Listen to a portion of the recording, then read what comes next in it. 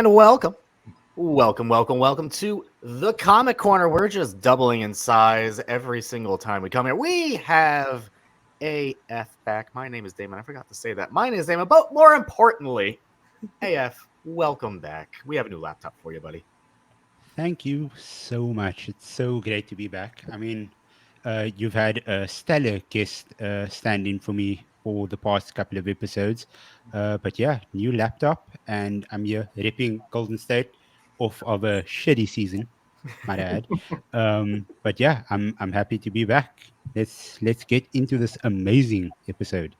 Shout out TJ, shout out Fat Thor for stepping in for you. Absolute delight having him on. Someone else we've had on prior in an interview episode, Emma. Welcome back.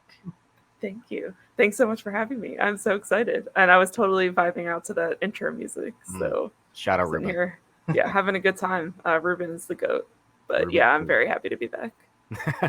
And making his Comic Corner debut finally, a good friend of ours. The Slave Avengers have assembled. Brandon, welcome.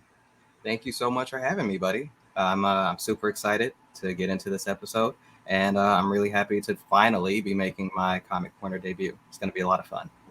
And for those who don't know, Emma and Brandon, fairly new to the comics world, and that's awesome. That's why we love having them here.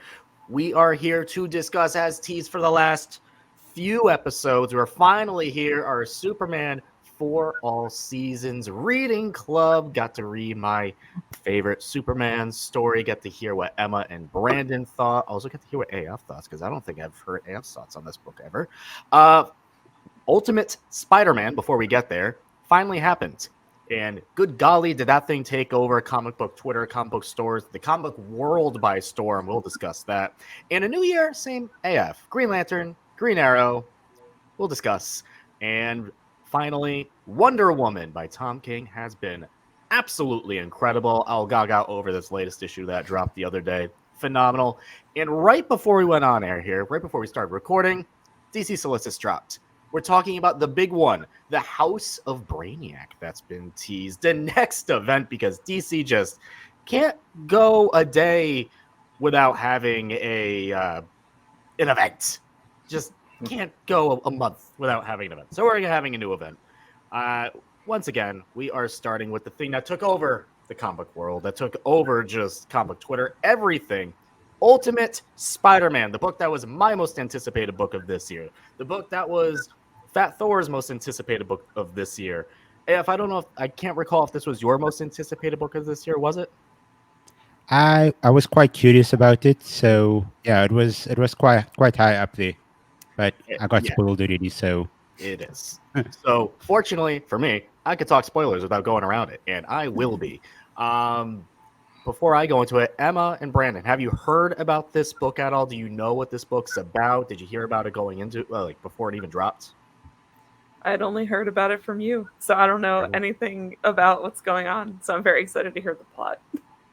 Same. I heard about it from you, and I know nothing about it, so I'm excited to hear about it. All right, let's dive into it. The new Ultimate Universe is finally here. It's been teased. It's been hinted at. It's been dangled in front of our face for months. We're finally into it with Ultimate Spider-Man #1. In this Ultimate Universe, the Maker, who is essentially just an evil version of Reed Richards, creates an entire new world. The Maker is from the original Ultimate Universe. That Ultimate Universe completely died after a little thing called Secret Wars. This is the same Maker from that original Ultimate Universe. He creates this universe, and the biggest thing about this universe is he stops essentially every major hero from becoming that hero. For example, he stopped the spider from biting Peter when he was on a high school field trip. So now this issue starts off. We have a mid-30s Peter Parker. He is married to Mary Jane, which in current Spider-Man continuity is not the case. So to delight to many fans around the world, Spider-Man, or in this case Peter Parker, and Mary Jane are married. Huzzah, we did it. Good job, everybody. They have two kids, Richard and May. They're I want to say 10 to 6 years old, cute kid age. And he has a great relationship with everyone. And Peter still works at the Daily Bugle, still works with J. Jonah Jameson. But here's the big twist. the big twist. Uncle Ben is still alive.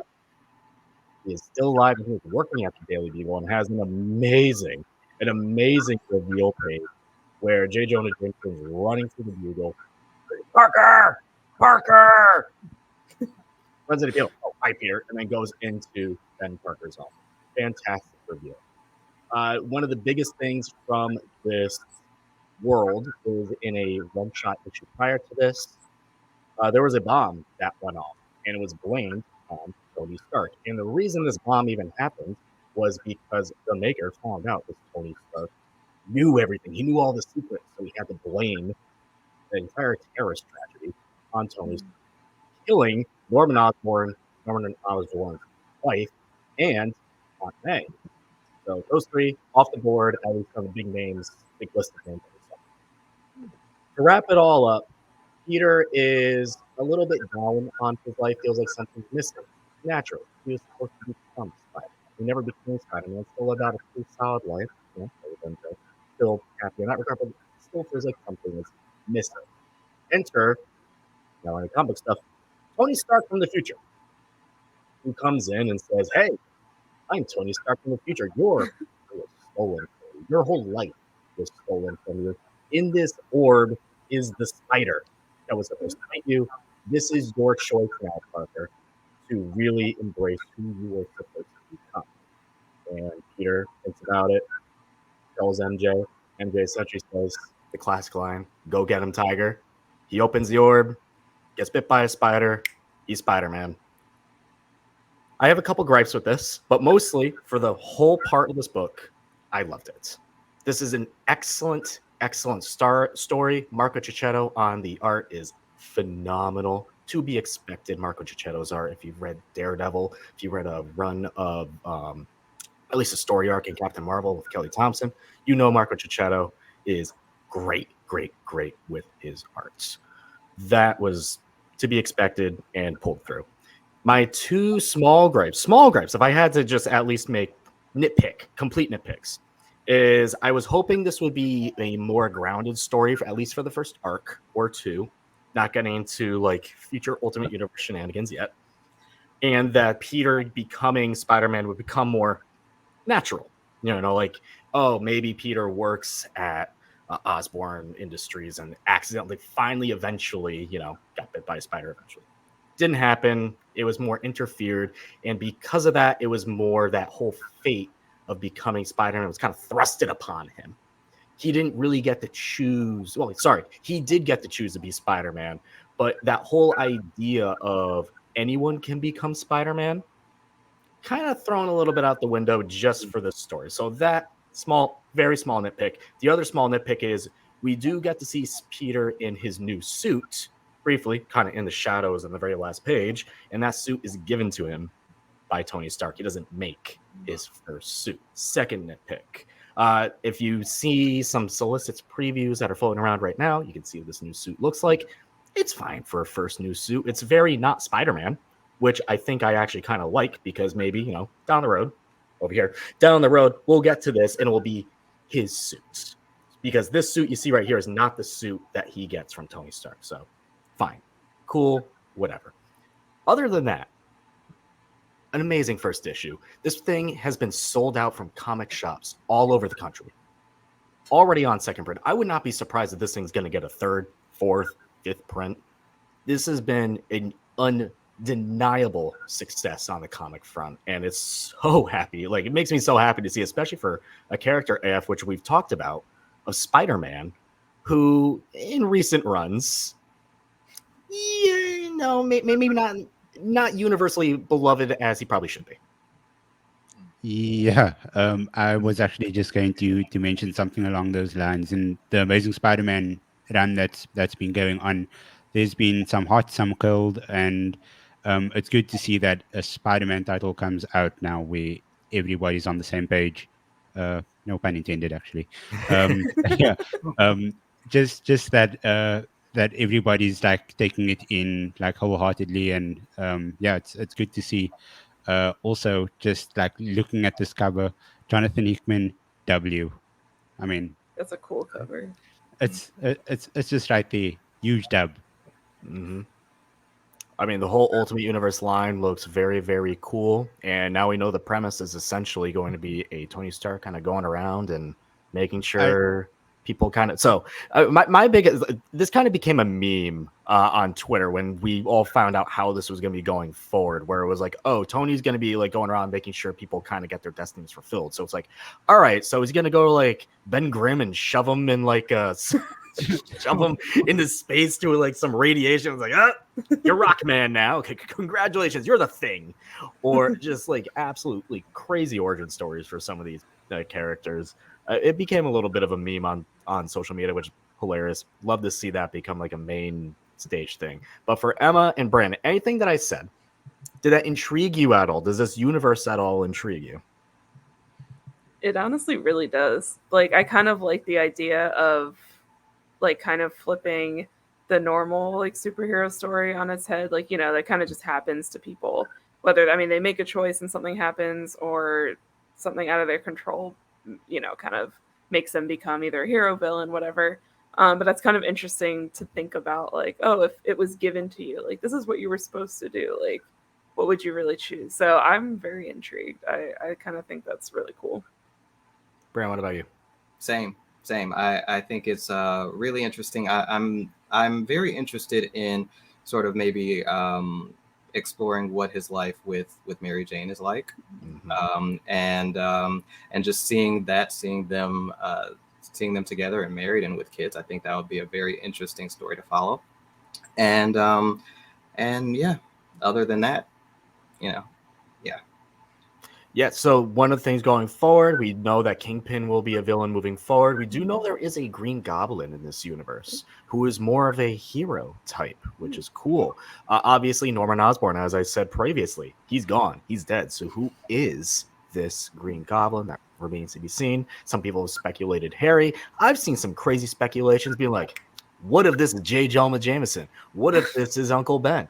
It can be anyone at this point, Eddie which Brock. I think is interesting. Let it be Eddie Brock so that we can just get rid of Venom completely in this universe. Ooh, AF says no Venom in this universe. Not a Venom fan. Wow. All right, so that was Ultimate Spider-Man. I only had some very, very minor nitpicks. Other than that, I genuinely, really, really liked it. And again, it was just so cool to see like a new comic get so much hype and buzz, like mainstream buzz. Like that was by far the coolest thing. A book we've been talking about, AF, Green Lantern, Jeremy Adams. How's this most recent issue? Well, I don't think it's the most recent issue. It's just Most recent the most issue for recent you. issue that I've gotten over in South Africa. And yeah, quite a few blanks are being filled in over here. As you know, I love Jeremy Adams' writing, but I feel like he could have done a bit better with this one. Okay.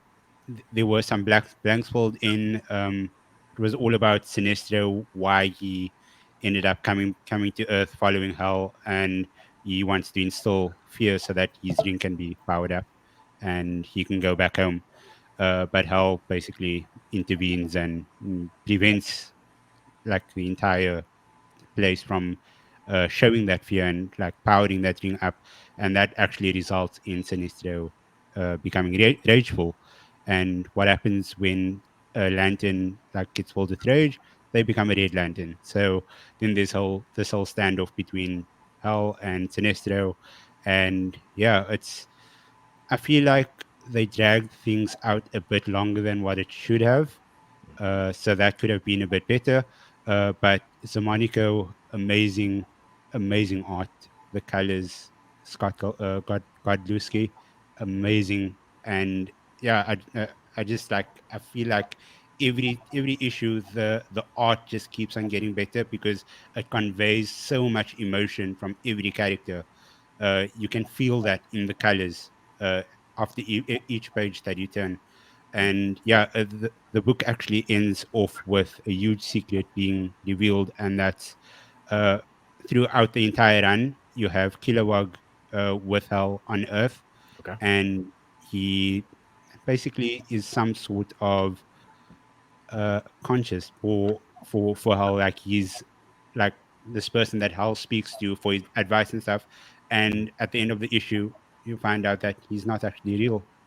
Hal's been imagining him all this time. So that's a nice little cliffhanger. So I'll see what happens in the next issue. But yeah, the like I said, it dragged on for a bit longer than it should have. But other than that, I still enjoyed that there were blanks that were filled in. So I do know coming up in the future is a book that I originally wasn't interested in. I saw a preview of it, kind of like leading into the General Zod book that I read a little while back, and it's like the Sons of Sinister. So is Sinestro's kid in this book at all? Not yet. Okay, all right. I'm just curious if potentially like the stuff from those events will then lead into that book, thus proving our whole point for Emma and Yeah. Brandon, who do not know. DC's continuity has been like fucking amazing, where it's things just connect, and it's an amazing concept where it's like events from this book can then lead into another book, and it's like, oh wow, things can They- actually like They are work all full just playing in circle. this one huge playground, and it's so cool. Like over there by the sliding board, you have Superman, and then over there by the seesaw, you have the Green Lantern, and it's just so cool. Like everybody's in the same plane, and it's just like, okay, during this Green Lantern book, you'll have Wally West or Barry Allen come in, and you'll like focus on their friendship and their bromance. So yeah, that's cool. I love the Dawn of DC concept. We'll talk about that a little bit more further when we get to the Wonder Woman stuff, but first, Green Arrow from the fallout of what was that, Dark Crisis on Infinite Earths. Right? Yep. Yes. Fallout from that. We're in issue 6. Good news for this book. It is officially an ongoing absolute big one. I So this am is not the so- finale. I'm so damn happy for this because it started off as a 12 issue run, if I'm not mistaken, and yeah, got word that it's going to be an ongoing, and I'm super happy for our friend of the show, Sean Isaacs. Yeah, he's an amazing artist, and every page on this just like shows his versatility. But Josh Williamson's writing is perfection. Like the guy just keeps on cooking every single issue, and this one is no different. Uh, Green Arrow is finally back. He's finally on Earth. He makes his way back to Earth, and it turns out that the person that's been screwing him with him all this time is Merlin. He's one of his biggest adversaries. Like Merlin was the one that sent him to the future. Merlin was the one that sent him back to the past. He's the one that transported him through to the world where there were a million green arrows from like different Earths. So yeah, that was all Merlin, and he finally finds his way back to Earth. He reconciles with Black Canary in a very intimate session that is covered over about 2 or 3 pages. So Lovely. yeah, if you Expect have nothing kids less that are between those two, honestly. yeah, I'm just saying, if you have kids that are reading this book, you might want to get some PG rating over there. It's very much a T book, by the way. Yeah. Not Black Label. Oh, we're not in Black Label territory here. Yeah, but yeah. So he's back on Earth, and we've mentioned this before, but the Birds of Prey series, I think issue 1 starts after this issue. So issue 6 of Green Arrow is complete, and then issue 1 of Birds of Prey, that's where the timeline syncs up. So the very first page of Birds of Prey is the aftermath of what happens at the end of this book. And that, like Damon's mentioned, Dawn of DC, amazing continuity, all in one sort of bubble. And yeah, these 2 books, Green Arrow and Birds of Prey, it's Exhibit A. Like if you want any proof of how good the Dawn of DC syncs everything up, these 2 books. Okay. Amazing. You know what you just sold me on? And you know what I hate the most? And you mentioned it. This is time travel. Emma and Brandon both know I hate time travel. But when you said the cause of it is essentially because of magic, now I'm in because I have a reason. not just timelines converging and nonsense. Now we have magic as a factor. I think I'll definitely pick this up. I had to step away with it just because I had too many books, but I think I'll go back to it. I think as a trade potentially. Yep. Now that this first session's over, go in, read it, pick up from Dark Crisis of Infinite Earths, and then just go forward. So just by you telling me that, even though you kind of spoiled the ending, I don't care. That actually sold me on it further. Yeah, and we still get some pages of Amanda Waller and Peacemaker, Peace Wrecker. They I think 1 or 2 pages in this Okay, issue. well, scheming. So we get some blanks filled in there as well. Okay. But So for both of you who do not know, who haven't been keeping up with any of this, the whole Dawn of DC initiative is essentially the fallout over another crisis in DC. And a crisis in DC, majority of the time, is up, timelines blow up. Think of it as their own little secret wars in DC, even though DC did it first. But this is the fallout of it, and now this is kind of like beginning anew. Amanda Waller, as you may remember from like the Peacemaker show or Suicide Squad, like you may remember her from there. She's playing a big factor in all of this and is trying to turn all of the population, all of the world's population against the heroes. That's kind of like what's been scheming in the background. So it's cool seeing things here, and again, seeing things here. Now, fortunately for Waller, when it comes to the Amazons, she's just like, this just happened all on its own. How we got here is we are now on issue 5. This is from Tom King, Daniel Sampere. I have absolutely loved this damn book of Wonder Woman. It's been so good, and to catch both of you up, what's been going on is there was an Amazon woman who was in a bar and just murdered a bunch of guys for reasons we don't know. But Emerson, Good for her. Yeah, She probably had her maybe they had it reasons. coming. Yeah, maybe they had it coming. And honestly, maybe they did have it coming.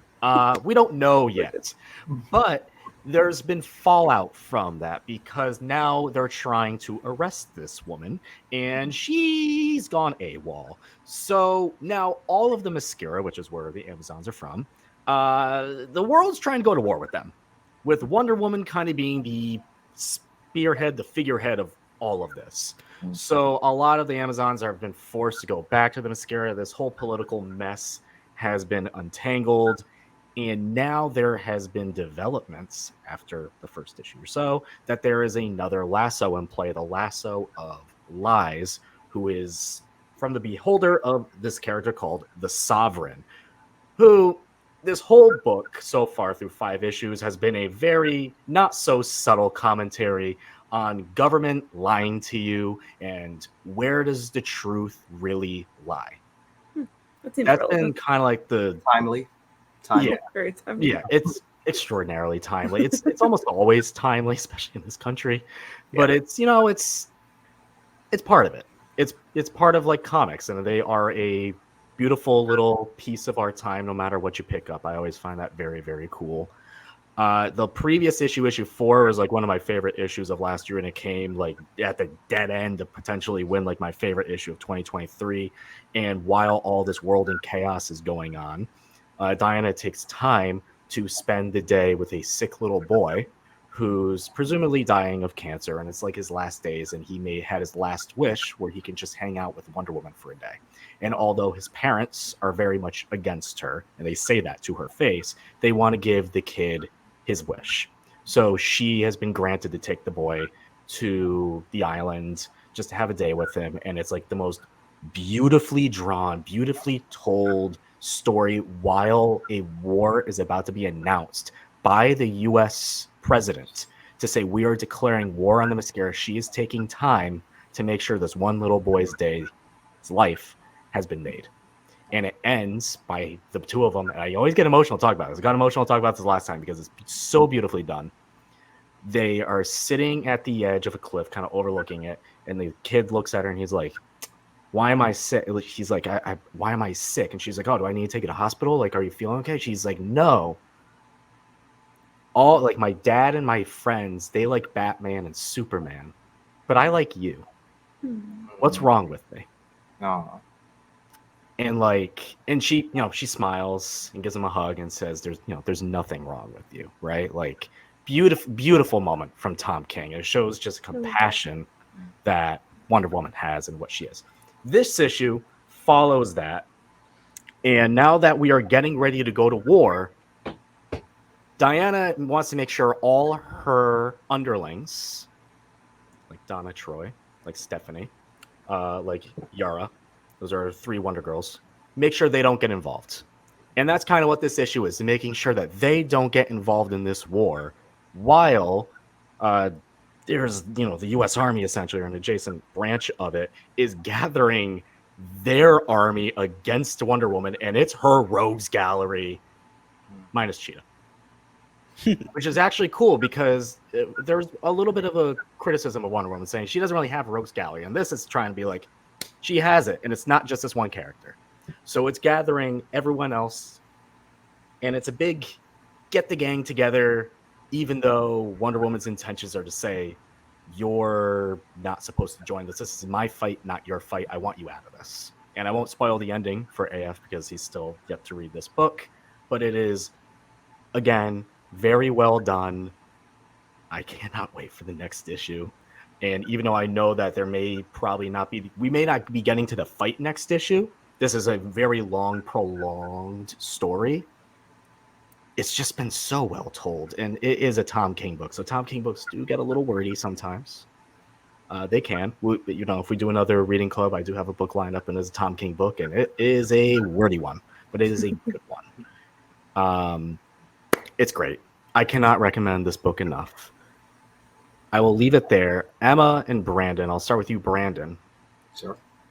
What do you think about anything I said about this book? Because Wonder Woman is a character that, some people are like, one of the more prominent DC characters. But really, like, when you come to think about, like, comic runs of hers, some people just kind of blank, or just characters of hers, people kind of like, does this interest you at all?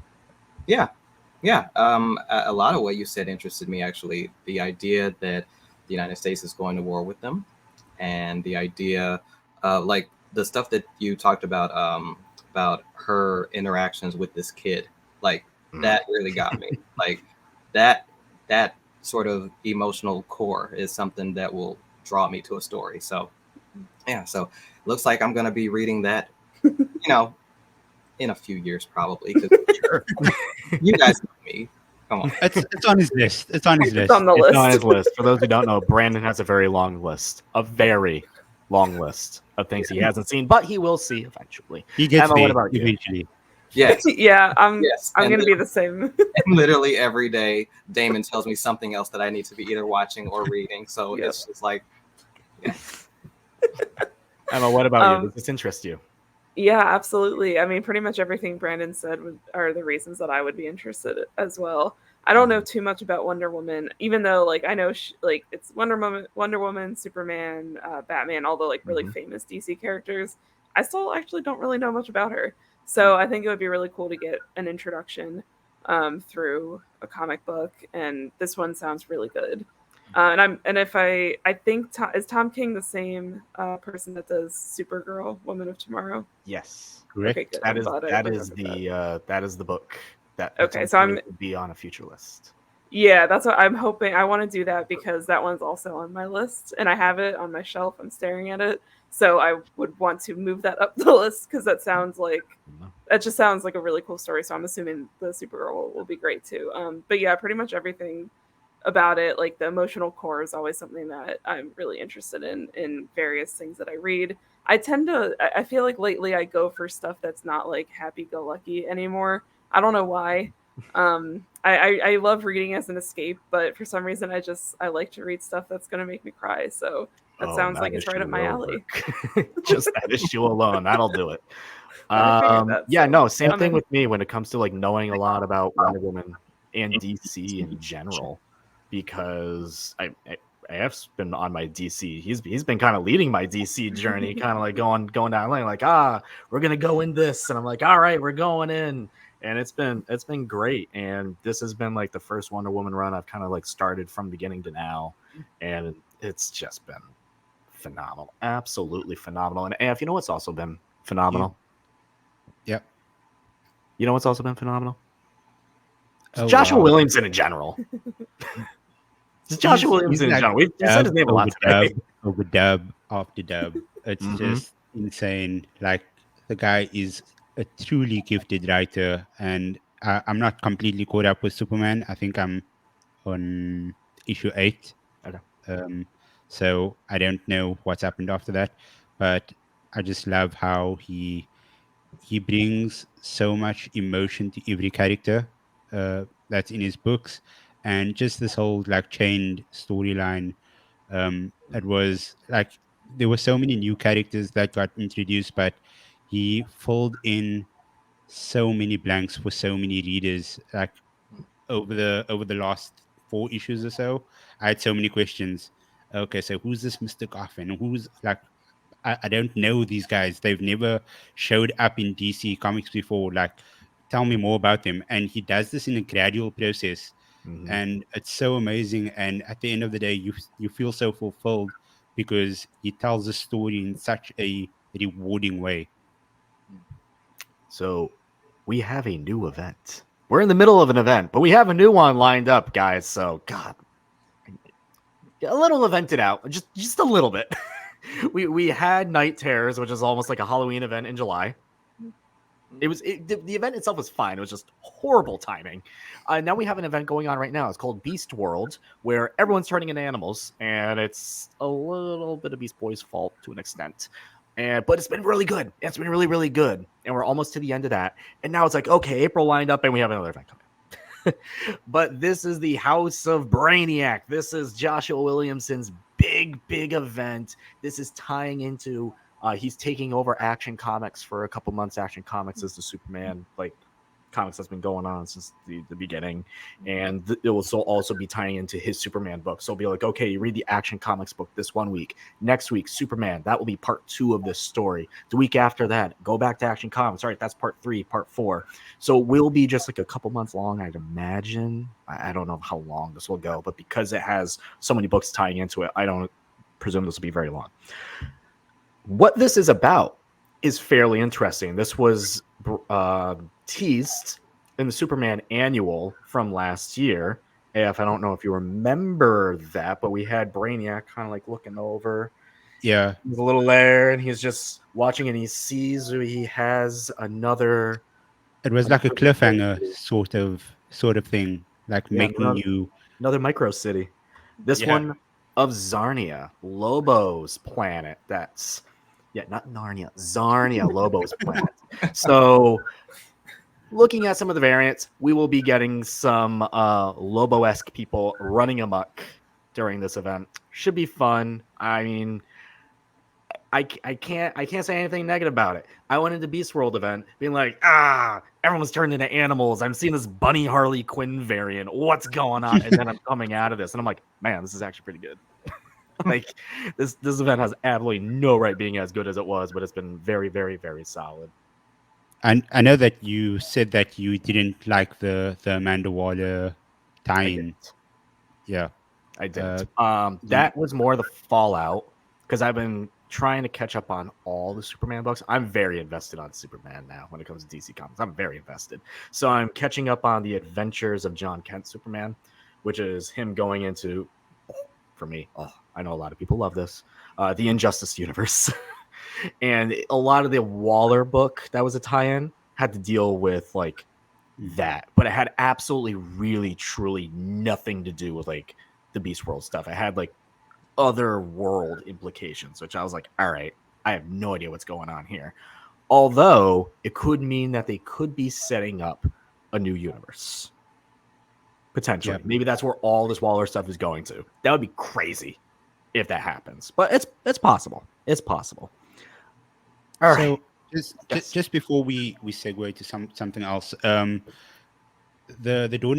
Dawn of DC initiatives like set all of these things in motion, Mhm. essentially, and that's when this whole interworld connectivity uh, process actually started. Do you think that DC is going to go away from that, to move away from that sort of thing, with all of these new events happening? If there's a new universe that's going to be formed, Do you think that they're going to be like, okay, no, we don't need to tell the stories together anymore? hope Do you not. think that they're going to be uh, basically secluded storytelling moving forward? I don't like the idea, but do you think that that could be a possibility? I think anything is possible when you start introducing, like, another universe. If that's the case, almost akin to like what Marvel's doing with their Ultimate Universe. Hmm. And I hope that's not the case, because one of the things I've enjoyed the most about DC Comics right now is that it's been one after another of, oh, this is tying to this. Oh, the fallout from like Green Arrow just simply tied into the Birds of Prey book. Oh, this little piece of Action Comics with Superman in his book, and Dreamer was in there. Oh, that's now tying into like the Suicide Squad book. That's crazy. This is coming out of nowhere. I love that. So I hope that it almost doubles the connectivity, where it's like, okay, now you have this connected universe, you have this connected universe, who are kind of doing their own things. Yeah. Right? I don't want like, oh, now that we're fully focused on over here, if we get to that, right? Yeah. And then it's like, okay, now we're kind of like, everything over here is just doing their own thing, which is what it was for a little bit. I wouldn't personally like that, because I like the connectivity, but can it happen? Sure. Sure. Just one last thing for the April solicit. I saw that the Birds of Prey issue that's dropping in April, Vixen joins the team. That's amazing. I love me some Marty McCabe. So yeah, if she's gonna be joining that band of misfits, I'm all for it. Plug can't our wait. interview right here. I did talk to Kelly Thompson about the Birds of Prey when it was announced, and she did mention that the cast, the squad will be rotating throughout the run. It's not going to be one solid thing. So Harley Quinn, she's out. And I know Barbara Gordon back in, which is a big complaint when this book was announced, was, where's Barbara Gordon? Where's Batgirl? Yep. Where's relax. Let Kelly cook. We'll get there. She said we'll get there. Enjoy the first run. First run's been great, by the way. First run's been great. So yeah, that's one of the cool things, Things rotate. When you have team books like that, team rotates in and out. Same thing with this Titans book that just came out this week. I don't know if you've been reading Titans book, but team, continuously rotates, which is cool. Yep. Which is cool. A cool book, though. The reason why these two are here, and they've been listening to us just talk about books on the show for the last 38 minutes. My favorite Superman book of all Look at time. that. Majestic. Look at this. Amazing. Look at this art from Tinsale. It's Phenomenal. It's good. sure. That's Yeah. a word. M's just like, look at his neck. Yeah, I can't get over. Very So- chin. It's very He has a square. lot of- He's a very square look here. She's It's like, why is he giving- so? Why is he so like beefy and? He's so yeah. He is very It's giving he the is Superman. crimson chin just a little bit. But the art throughout the book, like the rest of the art, was beautiful. Just the people specifically, I just can't with the eyes and and the head. The eyes are very like it's like a black hole. There's like nothing there. But besides that, the buildings and the details and everything was really pretty. So I don't, but I just couldn't get over the Yeah. I also like the feeling that how the art changes for every season. yeah, within the book. definitely. That's Yeah. perfect. I thought that was So cool. going into this book, I picked this book for all of us because I was like, I'm in a big Superman mood. We have a new Superman movie coming out next year. We had the Superman animated show that came out last year, and I always said 2023 was my year of Superman. I wanted to start off 2024 by having you guys read this fantastic, in my opinion, this fantastic Superman story for all seasons. It's a quick read. It's 4 issues. You start with spring, you go to summer, you have fall, winter. Each issue, literally a different season. All 4 seasons. Get the pun. Haha. And it was the inspiration for Smallville, a very small Superman show. It wasn't very popular back in the day.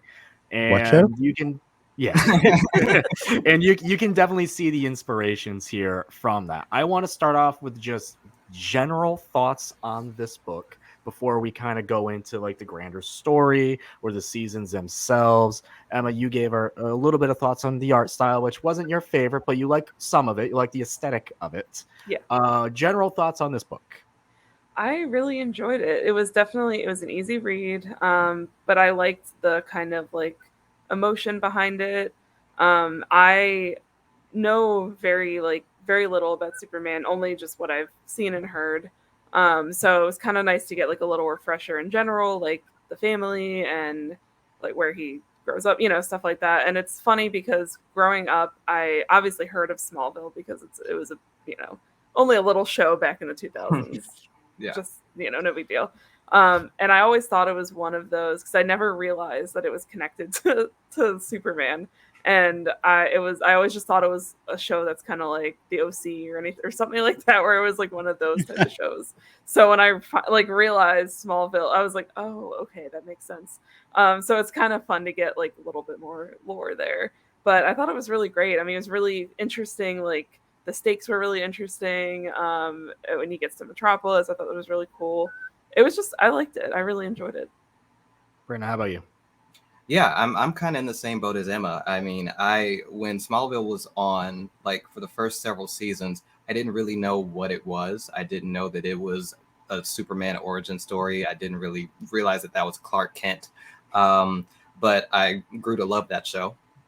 But as far as this, I mean, I love what you said about how the artwork is different for each of the seasons. I love that this is a bit of a coming of age story, sort of like your childhood is ending and now you have to find your place in the world and trying to figure out what that is.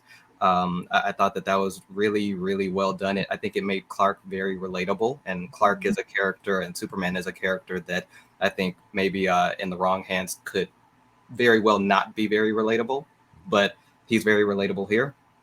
And I really loved this story. I liked it a lot more than I thought I would. If how about you? I've been talking about this book. I know you've read this book at least at some point. Yeah. What do you think? Now I love this book. It is there's enough emotion in it. It's just this really beautiful story of a man coming of age. It doesn't even necessarily have to be about a superhero.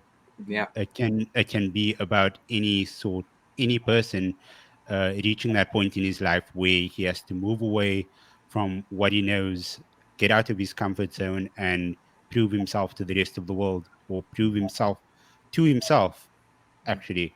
um and yeah, like both Em and Brandon have both said, they came in to this book and to the Superman mythology not really knowing much. Brandon watched the Smallville show, and Emma, she thought Smallville was akin to the OC, which is I'm gonna let that pass because I love the OC as well. It's so but- good. Okay. Oh, Yeah, those shows. Yeah, Um, all respect to those shows. I just thought they were all like in the same boat.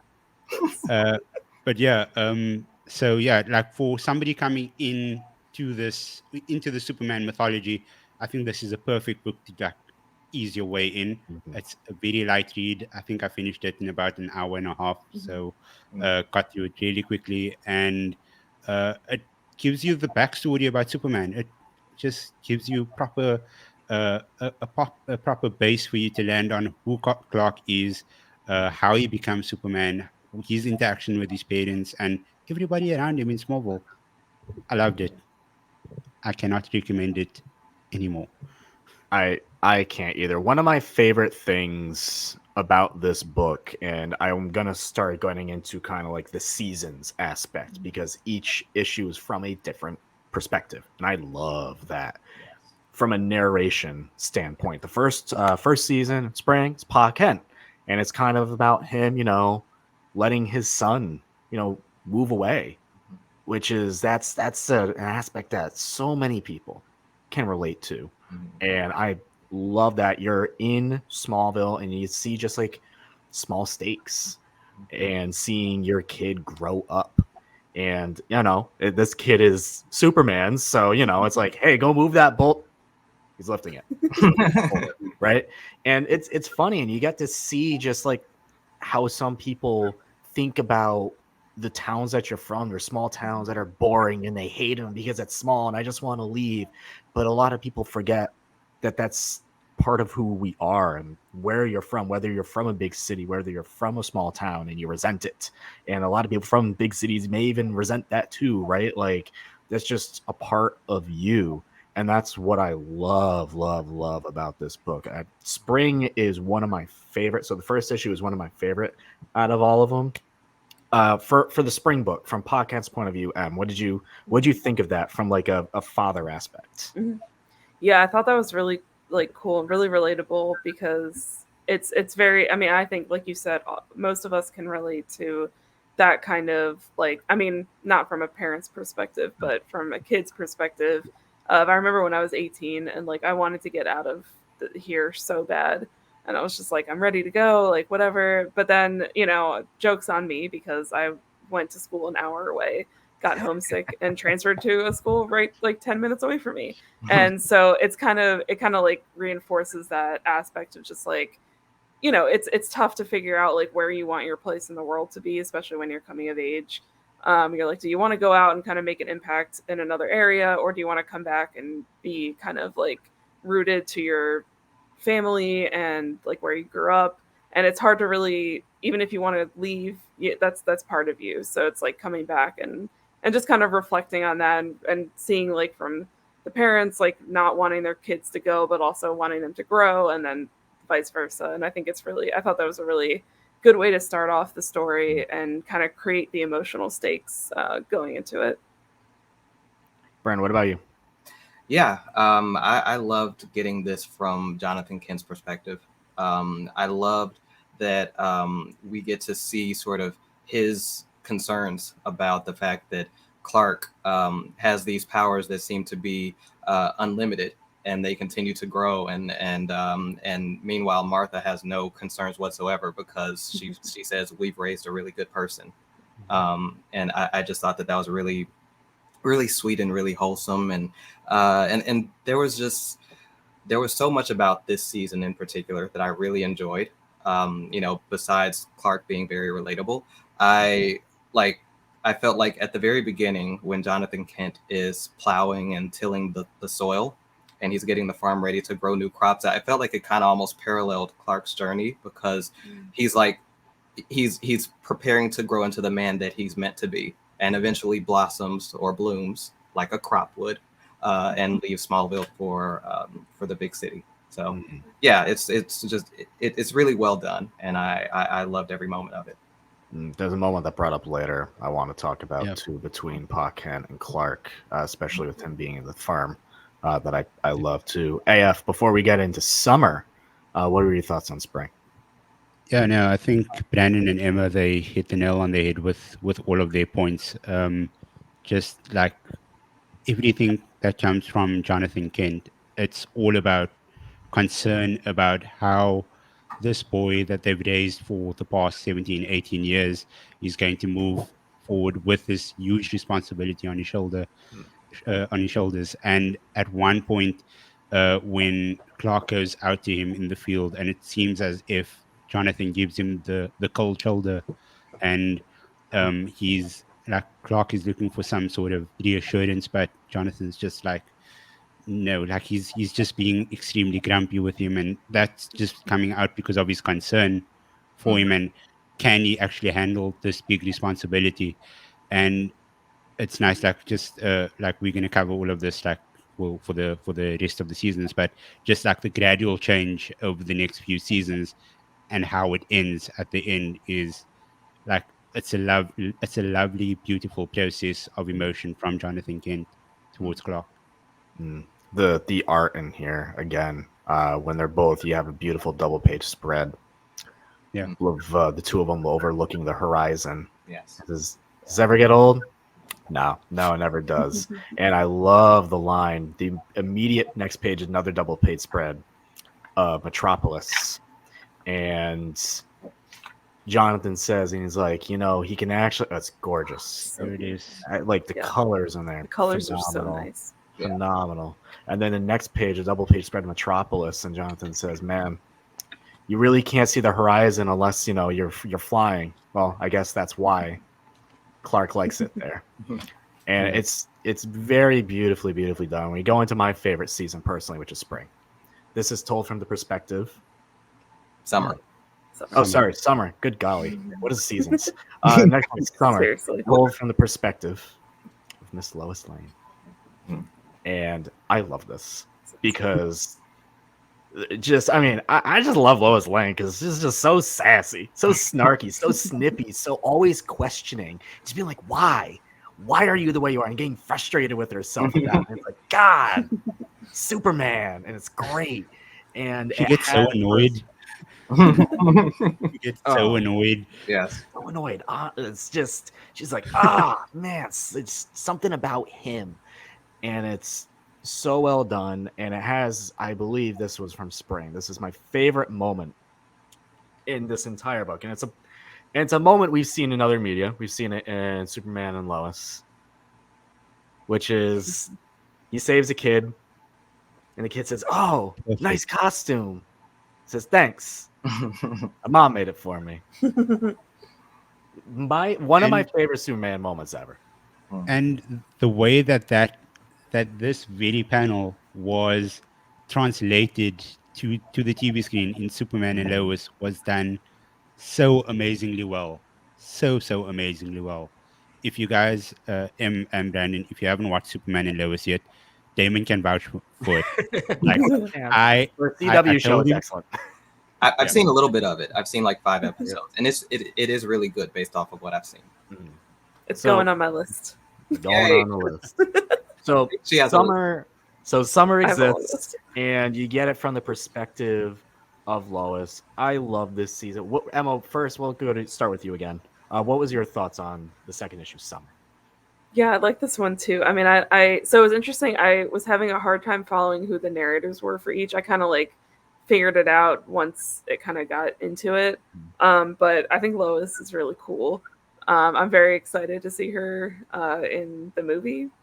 One of my favorite actresses is portraying her. But I like this because it kind of showed like the progression and kind of like where Clark is now at, kind of like moving past Smallville. Now he's in, he's doing the Daily Planet thing. One thing I wrote down because I find this funny, just like in every superhero thing, especially this, where all he's doing, he's just wearing glasses. Like you can't, it's the same person. Like how do people not know? I'm like, exactly. I'm like, that's the thing. It's the art. That's what took me out of it just a tiny bit. It's just the art of him, where I was like, he's just standing there. I'm like, that's just literally clearly Superman, just with glasses. So I always think that's really funny. But I like this kind of development of like Lois and Clark's kind of thing, their rivalry and their relationship. So it just, this one was fun because kind of getting to see him in the world. I liked this issue. I thought it was cool. So one of the things for me, I've gone back and like I said, I've been on a Superman kick, and I'm starting all the way back. Golden Age, Action Comics 1. That's how far back I'm back, and I'm cruising through those. And one of the things, you kind of joked about, what was that? You have 1,060 issues to read. Yeah, I do. Hey, well, I think it's closer to like 1,000, and maybe I'm less than 1,000 at this point. Anyway, golly. So back to like one of the things where it's like, oh, he's wearing glasses. One of the things I think is portrayed really well is when Clark is Clark, he's skittish, he's timid, he questions himself, and Lois is just kind of like, this guy, he can't even string 3 words together without fumbling over himself. That's really the real reason why you can believe it, and you can really believe why I brought back the old Action Comics. You can really believe it then, because God is old school Clark Kent, like an absolute befuddle amongst himself, letting Lois just like having a dance with Lois on their first date, and then some buffoon comes in, he's like, this is mine, pal, and he's like, oh geez, okay. And it's like, man, like this guy could never be Superman. He's just like he'll never stand up for himself. So you get pieces of that, and that's the important thing about like Clark in that moment. Brandon, Summer, what'd you think? I really like this. I'm gonna admit something that probably is not a very popular opinion, but I was never a huge fan of Lois in the Smallville show. Okay. For whatever reason, I don't know. I felt like I felt like they turned her into like not quite maybe a damsel in distress, but they put her in really dumb situations, and then Clark kept having to rescue her. Same with Lana; they kept doing that over and over again. It was like every episode, but I like that we get to see Clark from her perspective. I like that we see her as this very skeptical reporter who struggles to understand how someone with Clark's abilities could be truly altruistic. And that she eventually, of course, warms up to him and becomes a supporter of his, for lack of a better term. And I like that we get to see Clark using all of his abilities to help the people of Metropolis. He's really sort of grown into himself, at least the Superman aspect of himself. And we get to see him sort of enjoying himself in the city, even though we also see that he feels out of place there. And so I really like that. And this book actually made me like Lois, because I went into this, I saw that she was narrating Summer, and just I went back to the Lois that I just did not enjoy very much on Smallville, and I thought, oh no, this is going to be a chore to get through. And it was actually really good. It's one of my favorite chapters in the book.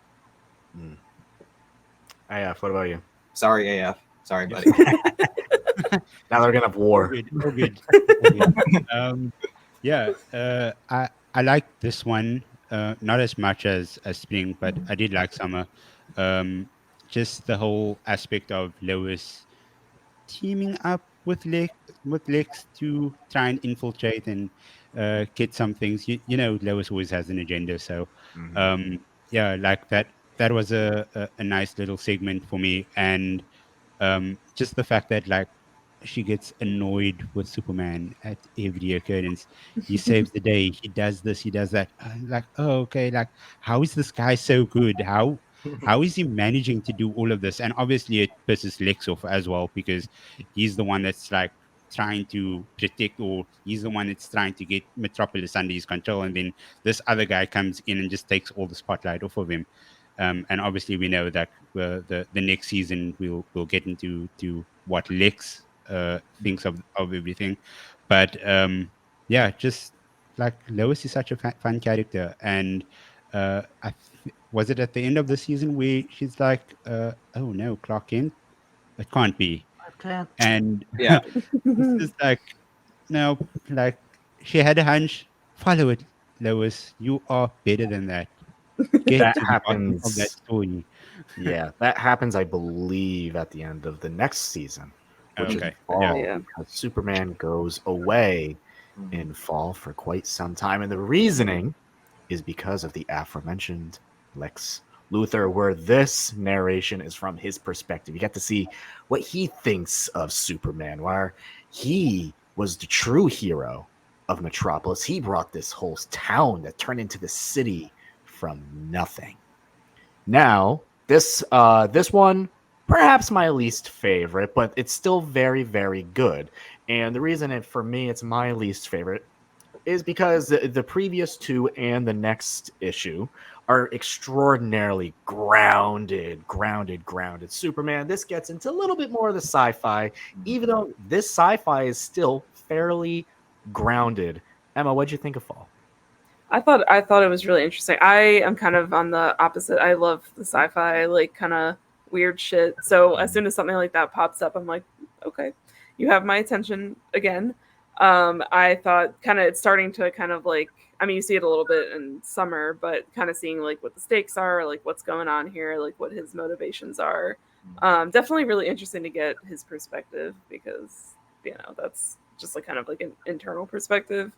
Looking through the pages now, I think the kind of the thing with what's her name, Toxin or something. I think I know that comes a little bit She becomes later. Toxin. Yeah, and so that all of that's like really interesting, just to see like what his thoughts are. I enjoyed it. I mean, I know I say this about all of it, but I thought it was cool, and it kind of like that's where I was kind of like picking up, and like I read it like pretty quickly. Once I got to Summer, I would kind of like sped through it because it was really easy to just get through. And I was like really interested. I'm like, all right, I need to know what happens next. So I enjoyed it. Brandon, one of the more famous lines in any medium when it comes to villainy is that good villains don't see themselves as a villain. They see themselves as the hero. Yes. What'd you think of Fall? I'm kind of with you. I thought that I think this is probably my least favorite of the four seasons, but this felt like it had so much real life relevance to it.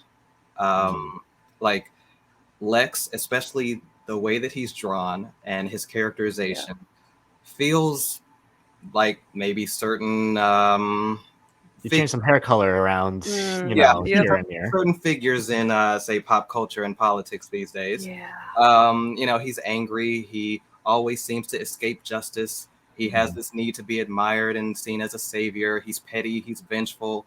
He's determined to destroy people who embarrass him or stand up to him. And we don't know anybody like that at all. No, it doesn't sound familiar. No.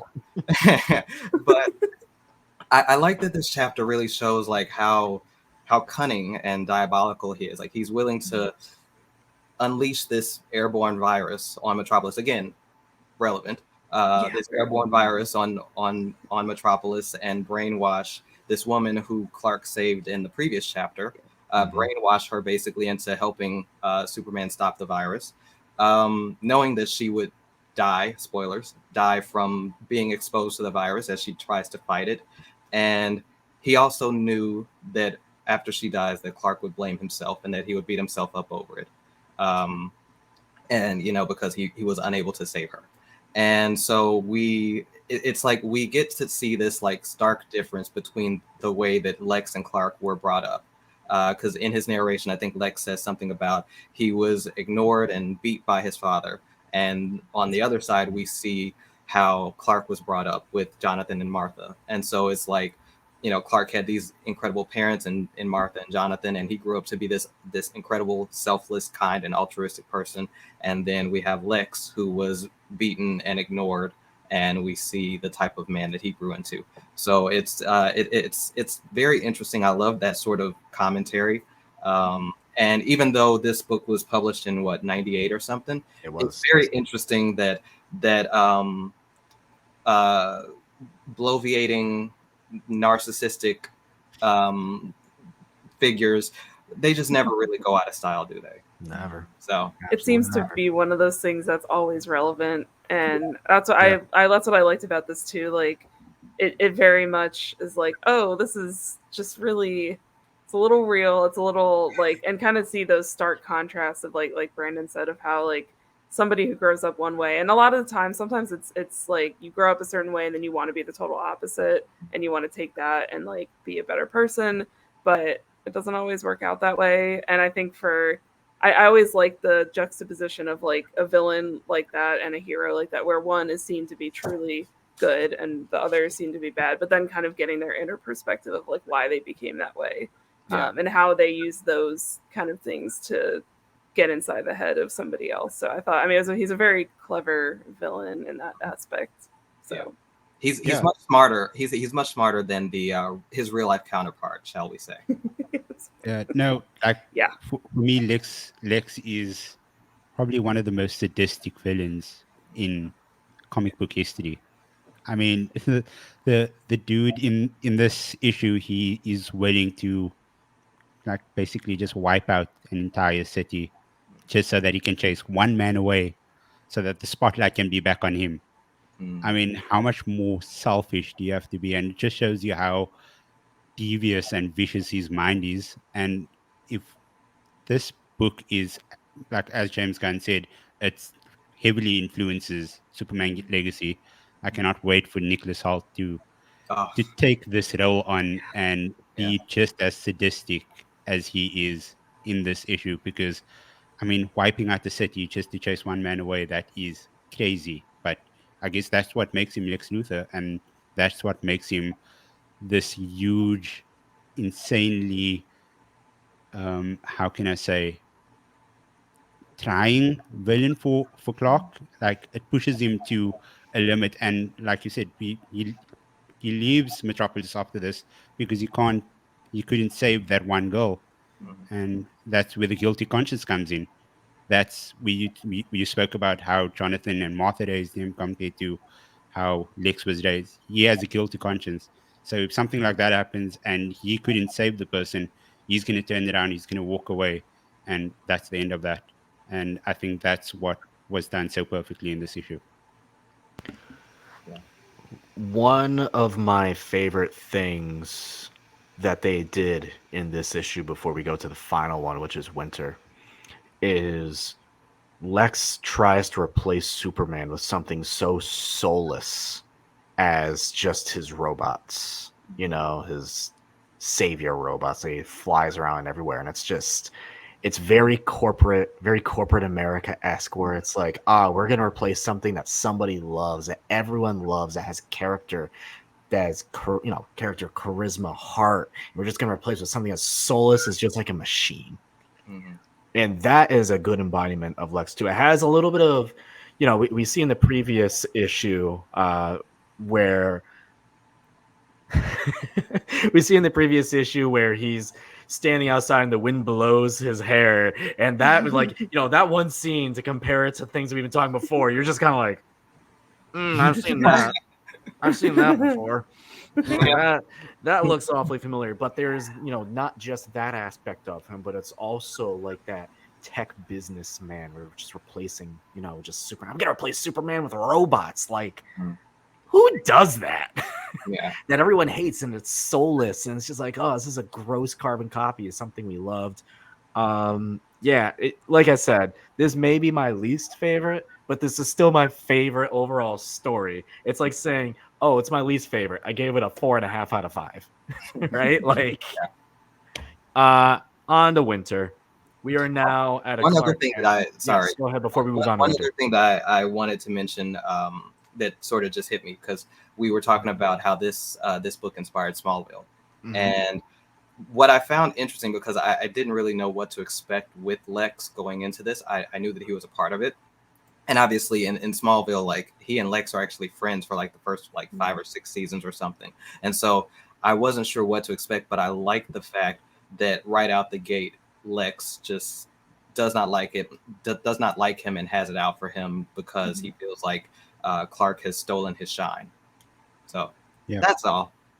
There's a lot of aspects of Lex Luthor depending on which origin you want to go for him. I think almost like whether you want him to be like the kid from Smallville 2, or he's always been a Metropolis angle, like whatever you want for his origin, I think they both work. And this version of Lex, it could be either or. We don't know. We'd imagine that he's always been in Metropolis for a bit, but it could also be the Smallville origin story. You don't know. I once again like this. Moving on to Winter, back to Smallville. We are now at a Clark Kent, a Superman who, in his imagination, in his mind, he failed. Right, he let the girl die. So now we're back to Smallville problems, and back to Lana Lang. Brian, I want to start with you on this final issue with Winter. Is this what you expected as a conclusion? I don't really know if I had any expectations. I enjoyed it quite a bit. I like that once again we get to see Clark through Lana's eyes, his childhood love. This woman who loved him and was ready to settle down with him and have a family and all of those things, and then her world sort of gets upended at the end of the first chapter when he reveals to her that, hey, I can fly, isn't this cool? And she's like, no.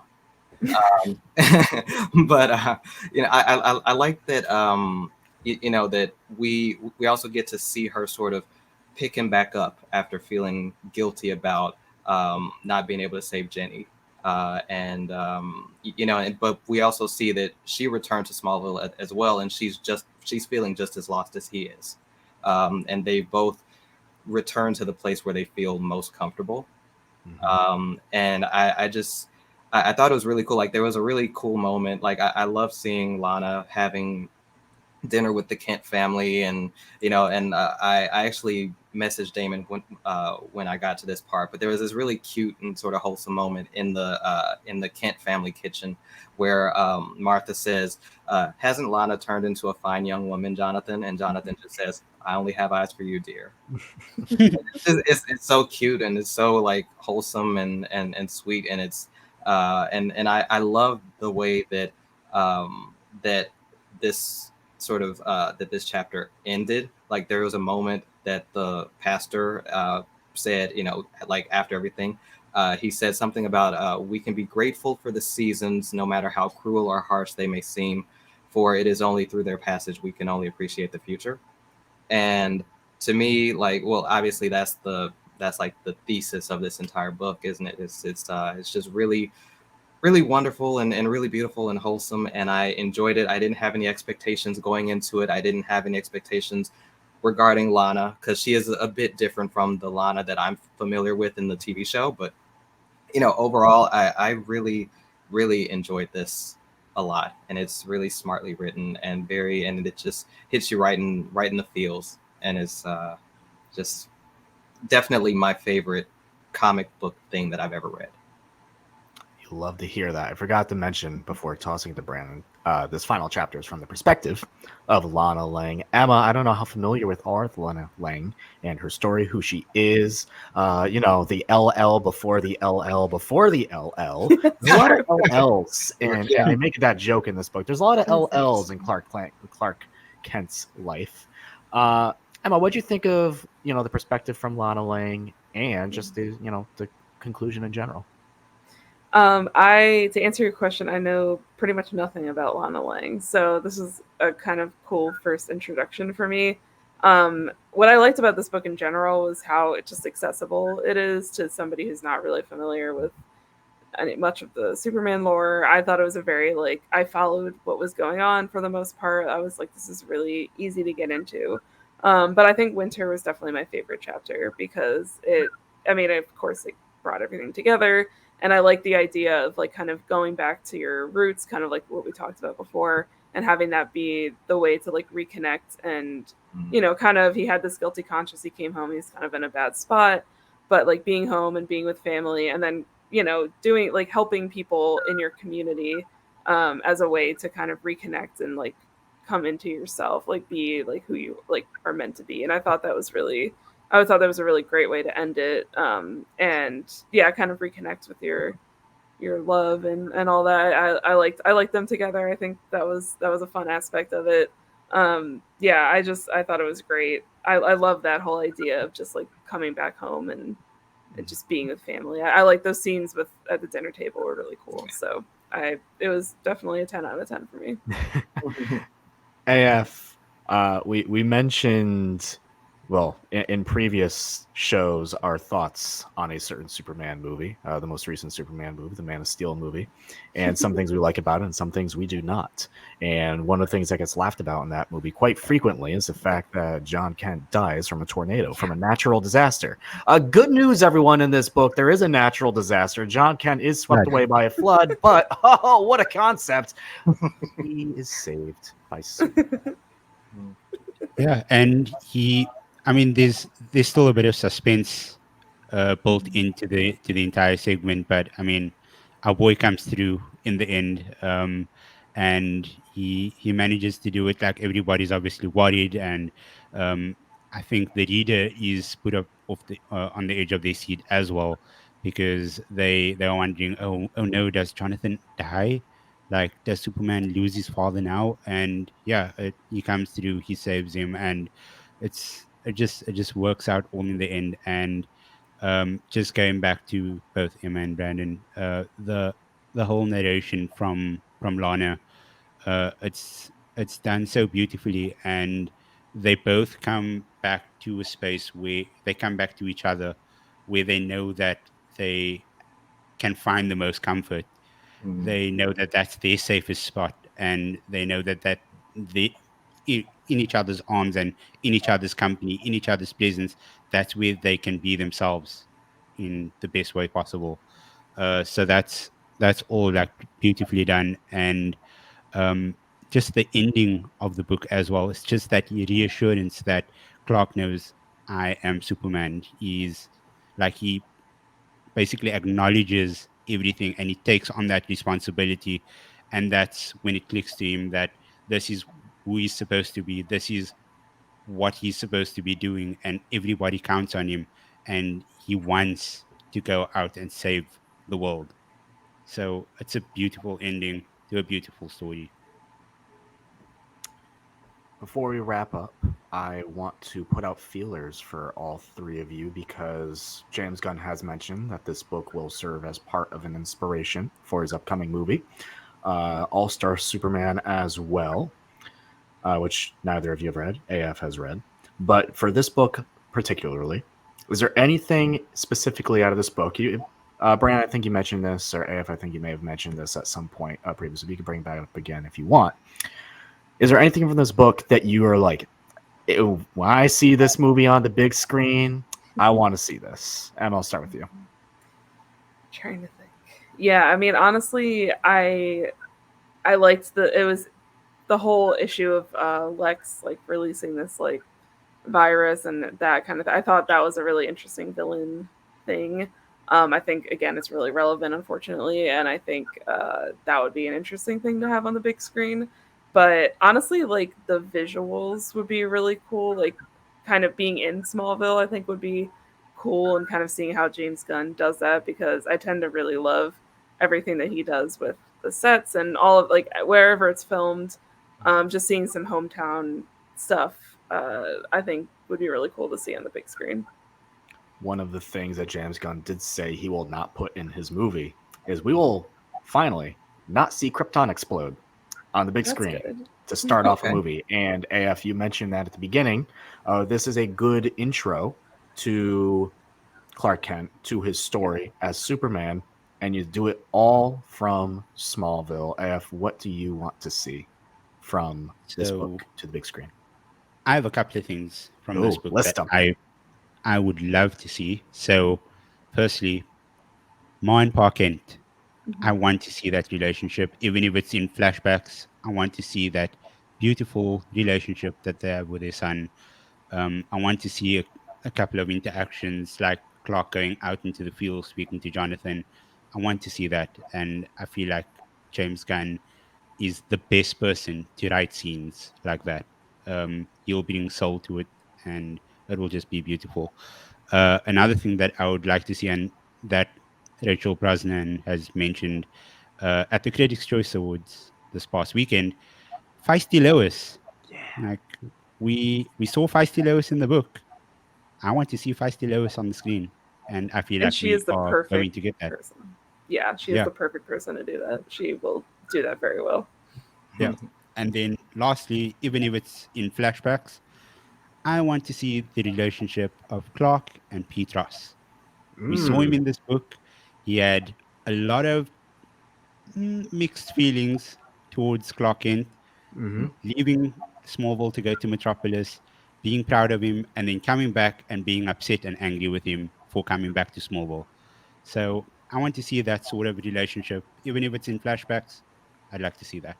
And the fact that Pete Ross looks up to a guy like Lex Luthor because he has a lot of money and lives in a big city, right? Yep. You know, a lot of people, and hey, you know, you like to talk about comparisons from uh, fiction to reality, stuff like that. Would love that. Would love that too. Brandon, Yeah. I know how much you've enjoyed reading this. Is there a thing or two you'd like to see on the big screen when that finally releases? Yeah, I'm definitely gonna echo AF on this. I like my favorite thing about this book was the different relationships that Clark had with the different characters. And so seeing that relationship with Martha and Jonathan Kent, his relationship with Lana, and of course his relationship with Lois and with Lex. To me, those are the things that I really want to see. And we know from James Gunn's previous work, we know that he is exceptional at telling stories that have a lot of heart and that just have a lot of soul and really just hit you in the feels. Um, I think back to Guardians 3 and Mhm. how much of an emotional ride that was. And so I feel like he's the perfect person to tell a story like this, especially kicking off a new universe. I feel like he's going to need to tell a story that really resonates with people, and obviously, I think he's the right person to do that. I think he's the right person to bring these types of relationships to life. And yeah, and I can't wait. Like, I think my favorite out of all of them is just Clark's relationship with Jonathan and Martha. I cannot wait to see that and to see something so wholesome on screen. It's very true. Very wholesome moments. Very wholesome book. I love when my Superman books are wholesome. I love when they give me joy. I love when they put a smile on my face. And all I want, and we already had in Superman and Lois, and I brought it up before, I just want this moment because it really defines Superman. It's like, thanks.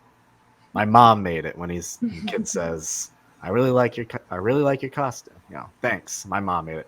And give him the red trunks. Do it. That is Superman's look. Also, we've name dropped the other actors in Superman Legacy, but shout out David Cotton-Sweat. Like Mhm. this dude is going to knock it out to the park. Mhm. Like Absolutely. everything that I've heard about the movie thus far, uh, all the tweets, all the posts coming out of what's happening on production, how he's getting ready and stuff.